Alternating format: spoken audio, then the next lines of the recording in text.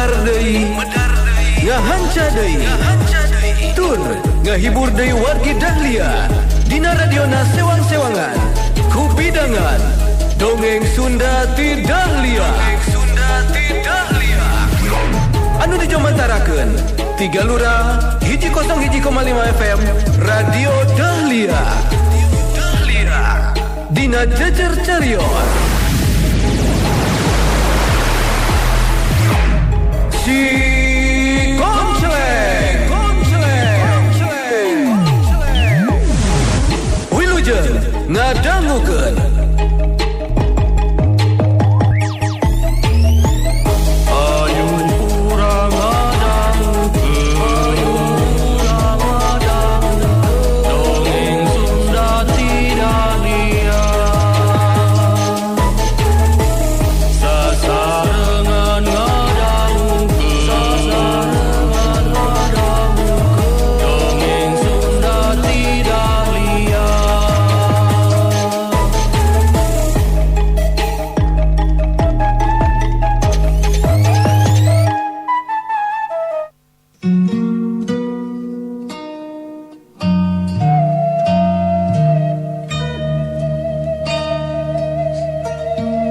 wargi Dahlia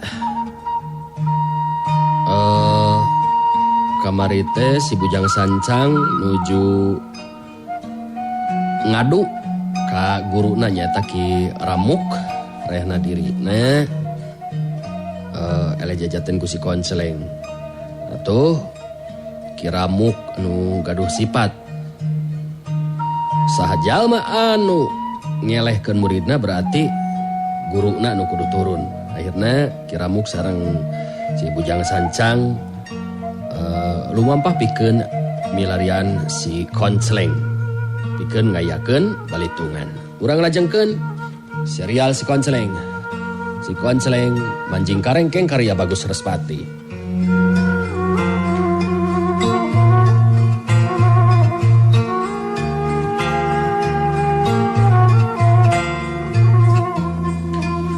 Wargi Dahlia urang caturkeun di tempat sejen. Nilam Sari ti Sabangprak datang nepungan Laraswati memang teu langsung balik ka Pasir Karenceng. Sabab geus kapikir mangsa si Konceleng datang ka lembur Mekarjati bakal pasya paloba-loba carita jeung Laraswati. Malah bisa bae jadi pasya anu gede terus rumah tanggana oge baruntak. Upama kitu kajadianana tangtu si Konceleng bakal datang ka Pasir Karenceng. Numatak Nilam Sari ngahaja nyumput di salah saurang kawawuhanana nu aya di salah saji lembur kawilang salaki pamajikan anu geus terengah tuwu. Geus apaleun ka Nilam Sari teh lantaran anakna pribumi kungsi jadi anak buahna Ki Gobong Dawuk almarhum bapana Nilam Sari. Tapi teu lila aya di dinya oge bet jadi teu betah deui Nilam Sari teh. Sokomo sanggeusna ngijir yen si Konceleng geus moal datang deui ka Pasir Karenceng. Da karuhan geus jelas eueuh. Dumasar kana eta timbangan, harita Nilam Sari terus pamitan ka pribumi. Kadenge harita Nilam Sari anu nyarita. Ka Ki Ubing oge emak anu aya di dieu. Abdi nganuhunkeun lantaran tos lami aya di dieu. Atuh ayeuna mah abdi teh rek ngabujang we ka Pasir Karenceng. Margi anu aya di Pasir Karenceng bilih leungiteun. Ki Ubing jeung pamajikanana silih teuteut. Ma Ubing anu harita nyarita. Ih, atuh ari ceuk emak mah. Teu naon-naon rek sababaraha bulan atawa sabulan 2 bulan aya di dieu oge nya Mas. Malah emak jeung si Aki Bunga be anu aya. Bet siga jeung anu sejen bae ituun teh. Ki Ubing oge milu mairan caritaan. Ari cek Aki bagus be di dieu urang cai. Bisi kaayaan di ditu mah masih kene acan aman. Gitu bisi ngarasakan aman mah geus di dieu gitu. Cenah cek Jimas. Di Pasir Karenceng dah masih ada sok datang musuh-musuh Ki Gobong Dawuk anu hayang malas kan nyeri. anu katempuhan salira Nyimas gitu. Jadi itu bener dah itu tindakan jalma dari cek Aki mah. Lain gitu manehna. Ma Ubing unggek bari ngawalon. Nya atuh gitu. Bet Nyimas Nilamsari mah apan anu kawilang ngawangun pasir karenceng jadi pakampungan. Malah jeung Ki Gobong Dawuk almarhum teh kawilang taon getreng pasalia paham. Ari ayeuna musuhna rek ngabales ka Nyimas Nilamsari nya salah atuh. Ari kitu mah. Nilamsari ngabagikeun paneutupna ka Ki Ubing jeung pamajikanana. Dalila terus nyarita. Maksud abdi teh sugan be ayeuna mah kaayaan teh tos aman, pulih saperti bihari.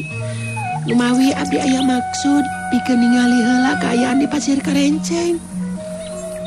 Ma Ubing kadenge harita nyarita deui. Nya. Tapi lamun masih kene aya jalma-jalma anu boga maksud rek males ka nyari kaki bogo Ki Gobong Dawuk almarhum. Terus Nyimas anu katempuhan cik rek kumaha eta. Ari cek emak mending kene Nyimas di dieu heula. Kajen nitah be urang dieu sina ningali alang-alangan ka Pasir Karenceng. Apan ku cara kitu mah aman meureunnan. Lain kitu manehna. Bener dah omongan si mah teh jai. Siapa Aki oge teu mikun ari Nyimas kudu jadi katempuhan buntut maung mah. Sanajan Nyimas bisa kana ilmu bela diri, malah komo sanggeusna dilatih ku Jang Konsleng. Tapi ari jumlah anu datang mah loba-loba teuing leuwih ti hiji mah beureunan jeung leuwih jago. Tetap be ngabahayakeun. Pribumi nyobaan ngahalangan karena maksud Nilamsari anu rek lunta ninggalkeun atau ningali kaayaan di Pasir Karenceng. Tapi Nilamsari puguh memang geus ngareka deui caritaanana ngeunaan kaayaan di Pasir Karenceng teh.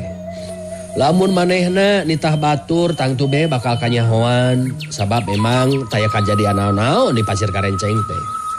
Dibasarkan hal eta Nilamsari dina hatena geus gilig hayang init ka Pasir Karenceng nu geus tangtu be teu bisa dihalangan deui.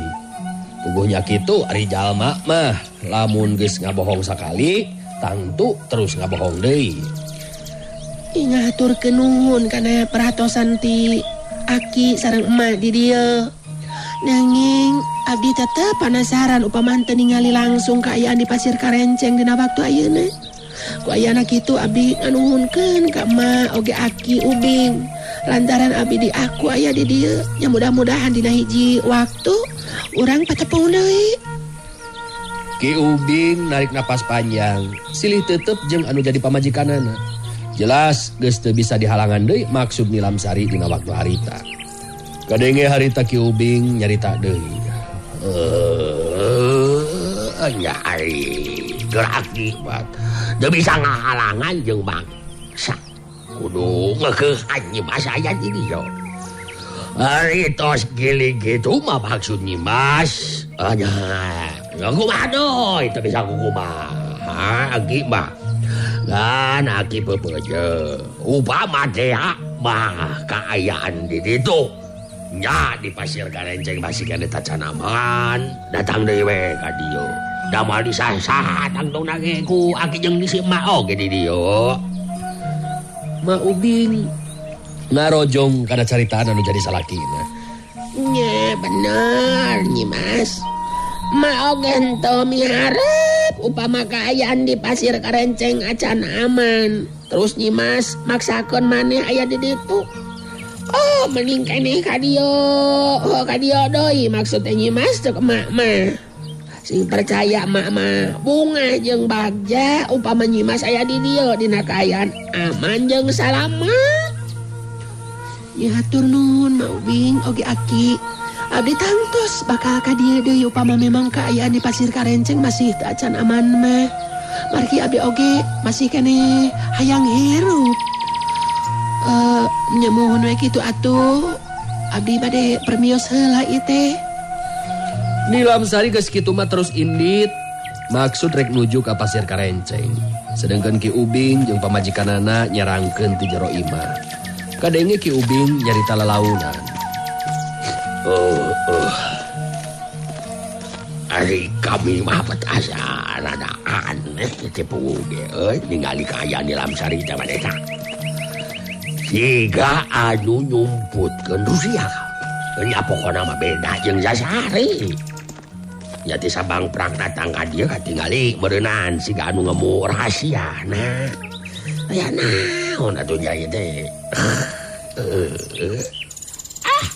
Entong sok bari jeung jijieunnan manehna. Anu jelas basa kumaha anu dicaritakeun ku Nilamsari yen kaayaan di Pasir Karenceng teh keur teu aman. Lantaran loba jago-jago anu ti heulana jadi musuh Ki Gobong Dawuk ayeuna daratang hayang-hayakeun balitungan. Nya tangtu be lain lawan-lawaneun. Nu mantak aya halusna datang ka urang pikeun titira nyalametkeun diri. Ieu mah katingalin aku dewek jadi gitu.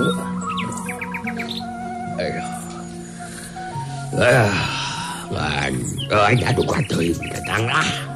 Itu nanti lantaran mikiran dari nu jadi bapak, jadi bapak almarhum berenang gitu. Aduh secara ti langsung mah masih kena aya musuhna anu akhirna nembleukeun perasaan anak ka Nilamsari gitu beureun jika nama gitu.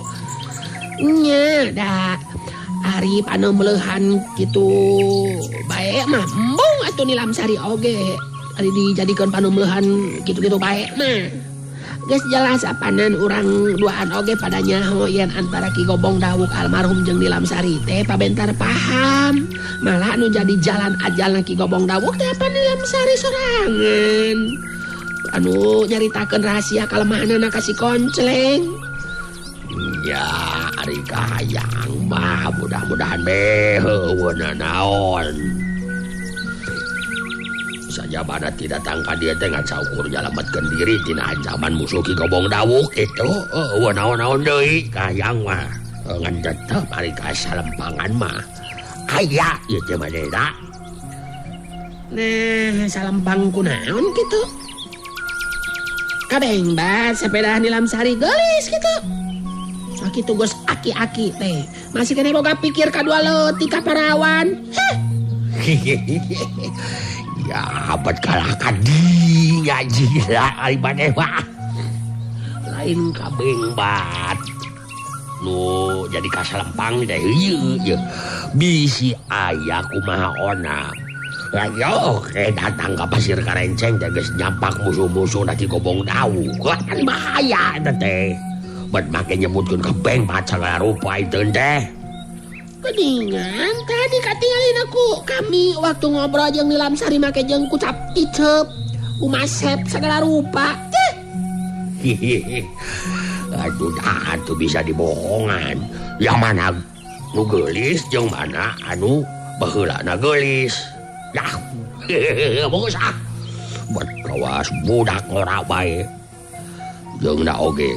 Ya atuh ari kucap icep mah da jelema hirup. Malasina kami teh patung atawa arca. Ari ngiceup pada jelema hirup atuh. Mun kitu dewe geus paeh da kami teh. Sok aya wae teh dah. Nya bisi be pokona mah. Ngarasa boga pikir hayang kawin deui ka parawan. Lamun nya boga pikiran kitu, ya gancang serahkeun heula kami. Pada rumasa kami mah geus peot. Itu gerak kunaon ya manehna menjadi galaga pepanjangan.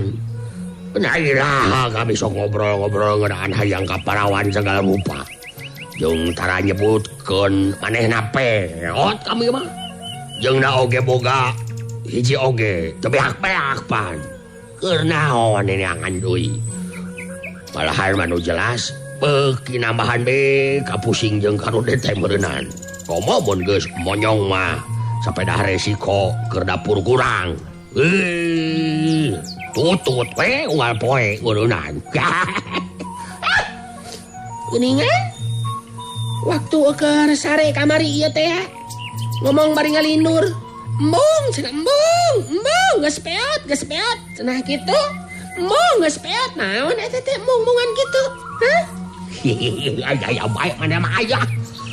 Iya, hari mah kami teh ngimpi didatangan ku kelong wewe.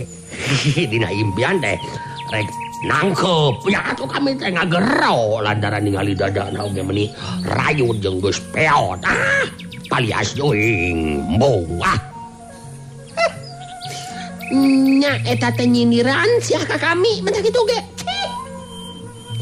Awak kami jadi siga kieu teh apanan gara-gara manehna. Sok ayeuna geus serahkeun sia. Pulangkan saja aku pada ibu dan ayahku, sok. Serahkeun. Rek dipulangkeun kumaha apan lain barang sok aya bae ai jande.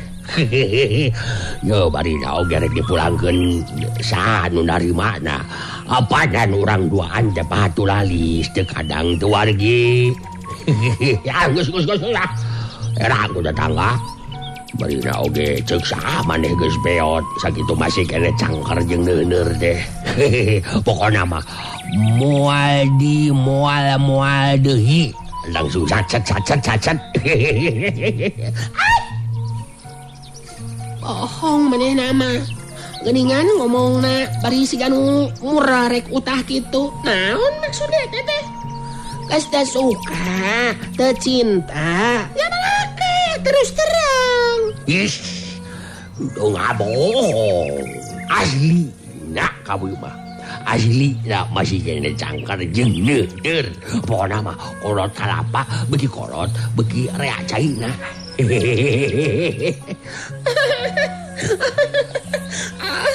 Maknya anu bener yo. Kami masih kena cangker seger jeung nuhur. Nu bener. Kolot kalapa nya ka kami teh. Atau hari kitu mah meronan masih kena cinta manehna teh ka kami. Jangan ditanya lagi atuh. Nyaho atuh. Da eueuh deui anu panggeulisna di dunya kajabat ti maneh pamajikan kami. Moal aya anu pangbegeurna di dunya kajabat ti maneh pamajikan kami.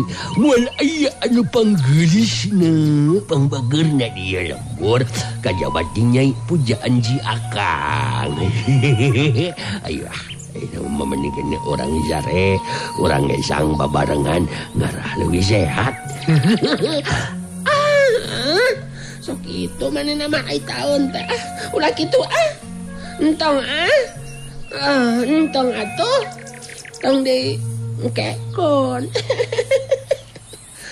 Pribumi masih terus ngobrol.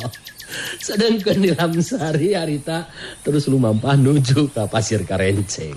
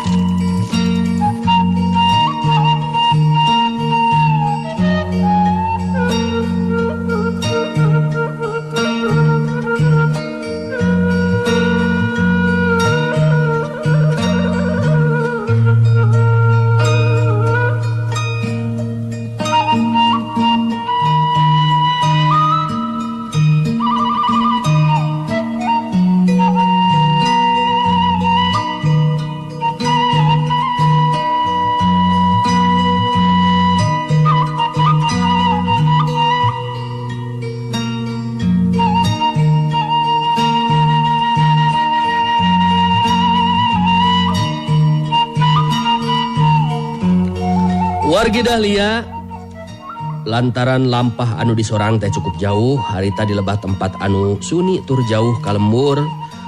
Di tempat anu ieu harita di Lamsari leureuh heula ngiciskeun kesang da puguh capek. Di Lamsari diuk dina jukut garing dihanapeun tatangkalan anu leubeut daunna.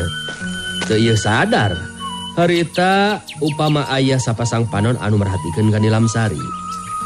Eta jirim anu ngintip merhatikeun Nilamsari tina balik ke rimbunan tetangkalan teh emang rupa jirim nini-nini. Rada bongkok, leungeunna nyekelan iteu koe. Buukna jeung halisna geus bodas kabeh. Ngan beda tina sorot panon sanajan nya cekung ka jero tapi semuhur ngandung simak pangabaran anu kacida kuatna. Nilamsari sajaro ningaleureurkeun ka capek hatena mah harita ngomong sorangan. Laraswati geus tangtu pasia gede meureunan jeung Kang Konceleng upama nepikeun ka baruntak rumah tangga teh. Suka meureunan pikeun diri aing. Samalah anu diharapkeun mah Kang Konceleng terus jadi leuwih deukeut jeung diri aing. Tapi kumaha lamun Kang Konceleng terus ngadakwa ka diri aing.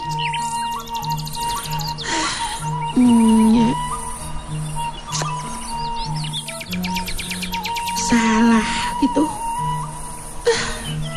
Naon anu dilakukan ku diri aing teh salah meunanya bet kurang tinimbangan jeung wiwaha. Kumaha lamun Kang Konceleng malik teu suka jeung ameh ka diri aing. Salah bener tindakan teh. Tapi ka nyeri hate aing teu bisa disisilihan. Jeung teu bisa dirasakeun ku batur deui. Nilamsari anteng nganteur lamunanana. Di tempat sejen anu merhatikeun oge terus melong teu ngicep-ngicep. Malah eta nini-nini anu keur merhatikeun Nilamsari teh ngagerendeng ngomong sorangan. Iya si Gana mah anu cocok diangkat murid ku aing. Geus cukup lila lunta ukurilingan neangan calon murid anu bakal narima sakabeh ilmu aing. Kakarak ayeuna panggih jeung wanoja anu katingali nama cocok jeung diri aing. Cocok lamun narima ilmu aing. Bagja tina menan pikeun diri aing upama dina waktu ayeuna bisa ngangkat murid eta wanoja. Kitu ngagerendengna eta nini-nini teh. Sedengkeun di tempat sejen deui nyata di lembur Mekarjati. Dina poe harita prawira lieur upama kegunturan madu karagaragan menyan bodas. Sabab Arumsari rengse ngalahirkeun jabang bayi sakembaran lalaki. Jabang bayi sakembaran anu pangheulana kaluar kawilang lanceukna meureunan dibere ngaran Regawa. Sedengkeun adina anu akhirna kaluar lahir di ngaranan Rugawa. Katingali orok teh sarehat duanana oge teu matak aneh lamun prawira sakulawarga ngarasa bungah jeung bagja anu lain dikieuna. Tapi karasa ku prawira rasa kabagjaan teh teu gembleng sapinuhna. Bet jadi ras inget kasih Konceleng anu duka teuing aya di mana. Kada teuing beureunan bakal suka bungahna upami bisa ningali lahirna jabang bayi sakembaran Regawa jeung Rugawa. Arumsari ngalempreh dina luhur tempat sare. Orok anu dilahirkeun geus teu ceurik ayeuna mah. Ambu Nawangsih jeung prawira ngobrol di tengah imah. Nyaan Bagja anaking hidup boga dua budak sekaligus sakembaran karasep jeung garagah deui. Bagja anu taya hingga na hate ambu dina waktu ayeuna. Abdi oge sami ambu. Mung aya nu matak hanjakal ieu teh bet teu sagemblengna ieu rasa kabagjaan karaosna ku diri abdi. Ambu Nawangsih neuteuf antem ka prawira anu jadi anakna teu lila terus nyarita. Nah, henteu sagemblengna kumaha kitu kabagjaan hidup teh anaki. Dan teu cacat teu naon cek ambu mah jabang bayi sakembaran anu dilahirkeun teh. Sanes masalah eta ambu. Namun ieu rasa kabagjaan teh bakal langkung gembleng sapinuhna upama aya Kang Konceleng anu ngiring mungkulan. Abdi bet jadi emut ka Kang Konceleng ambu. Tadating panginten ngiring bingah sareng bagjana ningali Arumsari ngalahirkeun jabang bayi sakembaran. Ambu Nawangsih ngarenghap narik napas panjang. Memang teu salah anu dilisankeun ku prawira dina waktu harita. Cacakan upama aya si Konceleng anu milu nyaksian mah meureunan. bakal leuwih sugema karasana ngabagiakeun lahirna jabang bayi sakembaran tina kandungan Arumsari. Nya deui nya. Ada kumaha tugas tamaha urang duaan eta mah anaki. Ngan mudah-mudahan be atuh dina waktu atau dina hiji waktu urang bisa ditepungkeun deui jeung Jang Konceleng. Malah terus terang be ambu oge moal era rek menta dihampura ka Jang Konceleng.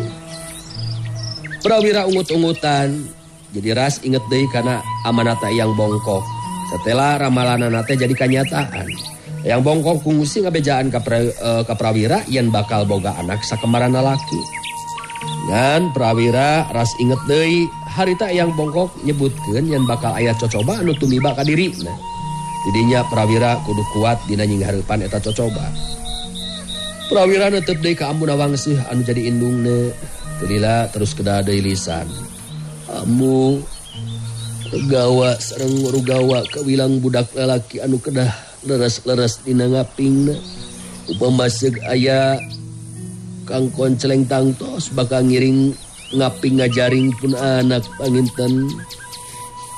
Ari cek ambu mah geus ulah nyabit-nyabit deui ka dinya anaki. Sabab sok terus jadi malik ka diri sorangan.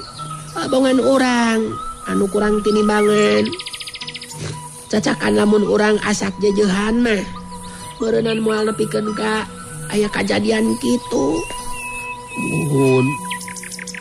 Mung tetep be ari hate mah abdi teu bisa dibebenjokeun ambu.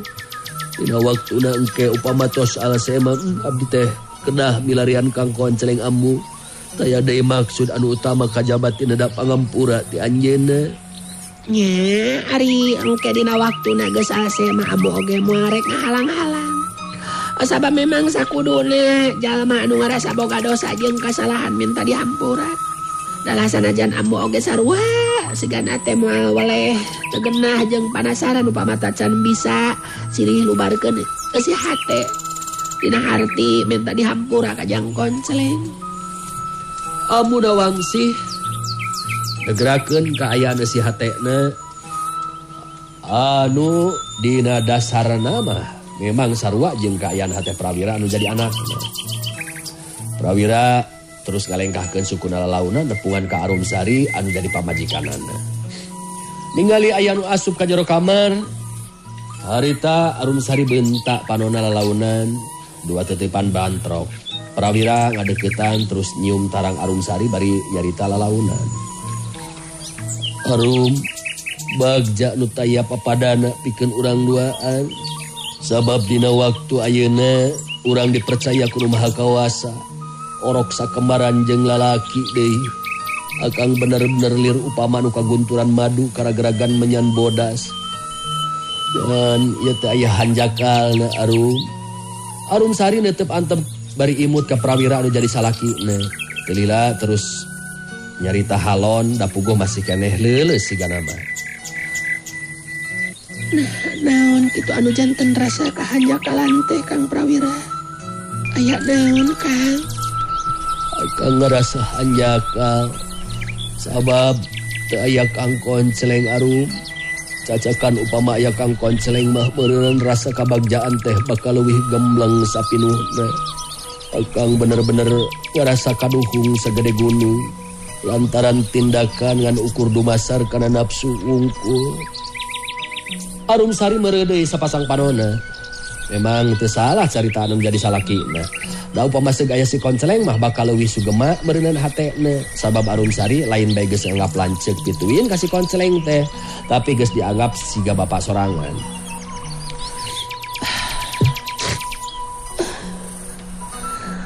Jantenan anu tos kalangkung teu kedah diemut-emut deui Kang Prawira.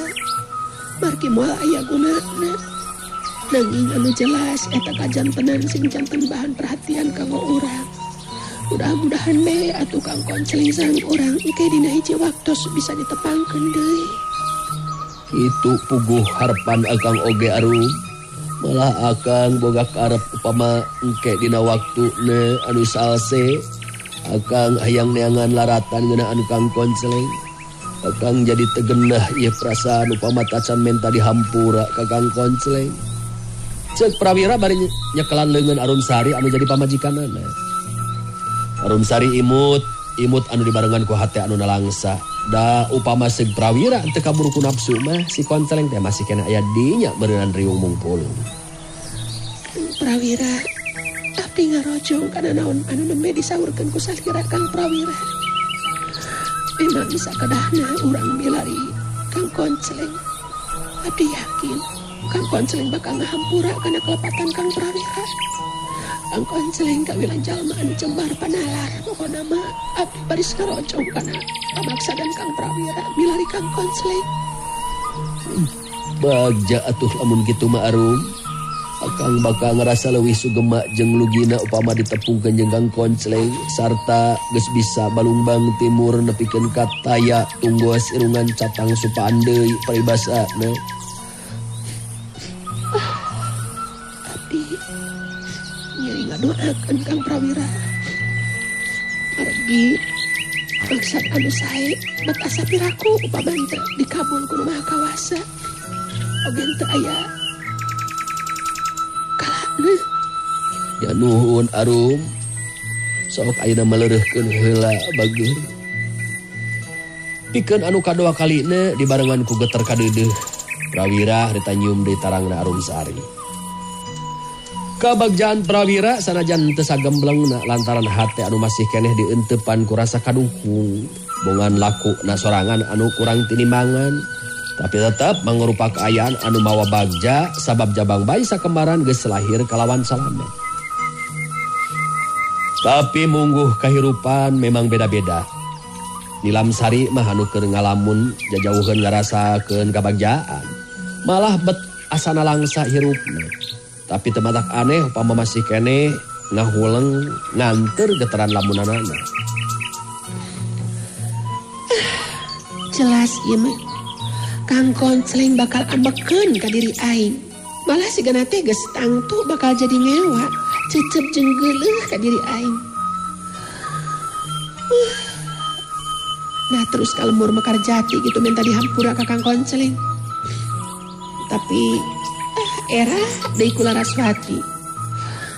Dari kumaha atuh ieu teh kudu ka mana nya lumampah. Pama datang ka Pasir Karenceng sok inggis datang deui Kang Konceleng da jelas. Memang aing geus ngareka carita anu teu dina tempatna ieu teh. Jadi bingung ieu teh. Nilam Sari cengkat nangtung. Geus ngarasa cukup leureuna. Kituna teh bari masih keneh sabil jeung bingung hatena. Nah terus ka Pasir Karenceng atawa kudu kumaha. Sedengkeun ini anu ngawaskeun ka Nilam Sari teh nyarengeh seuri bari ngagereneng deui ngomong sorangan. Nya, pantes ieu wanoja teh dijadikeun murid aing. Ayeuna waktu dipanggihan ku diri aing, rek dipaksa kala kumaha oge kudu didaekeun. Lamun nolak kana pangajak jeung kahayang aing, nyata diangkat murid. Manehna nolak. Leuwih hade dipaehan ku diri aing. Ayeuna merek disamperkeun ka wanoja teh. Kitu gerendengna eta nini teh anu duka teuing saha jeung ti mana datangna nu jelas boga maksud anu tangtu ka dirina Nilam Sari. Wargi Dahlia saha kinten-kintenna eta nini. Oge ka mana si Konceleng jeung Birawa si Banteng Karoban lumampah. Kumaha saterasna kulawargana Prawira, kumaha nasibna Nilam Sari jeung Laraswati. Ieu kaayaan bakal dipedar dina lalampahan si Konceleng dina jejar carios anu salajengna. Kumargi si Konceleng manjing karengkeng cacap tutug tamat dugi ka dinten ieu. Insyaallah enjing urang pedar deui jejar carios si Konceleng anu sanes kinten-kinten carios naon enjingnya. Penasaran ya? Insyaallah enjing urang guar wargi Dahlia masih dina seri si Konceleng namun jejar carios anu benten. Insyaallah enjing urang guarnya. Ya mah alhamdulillah parantos tamat si konceleng manjing karenceng dinten ieu. Insyaallah anjing urang tepang deui dinten ieu sim kuring kedaun nur pamit aturun kana sare parahatosan hapunten tina samudaya kalepatan. Wilujeng kantun, wilujeng tepang deui anjing dina jejar cariyos si konceleng anu anyar masih dina seri si konceleng. Sim kuring pamit. Assalamualaikum warahmatullahi wabarakatuh. Panteng radio Panteng Dahlia enak-enak langamnya Dahlia. Prung ah. Go go go go go. Goyang. Wargi Dahlia, cag heula, urang cageun heula. Dugi ka dieu, dongeng Sunda ti Dahlia dina dinten ieu. Dina cariyos si Konceleng. Tong hilap ulah dugi ka kantun. Enjing patepang dangu deui dina acara sareng tempat anu sami mung di 101,5 FM Radio Dahlia. Wilujeng kantun permios.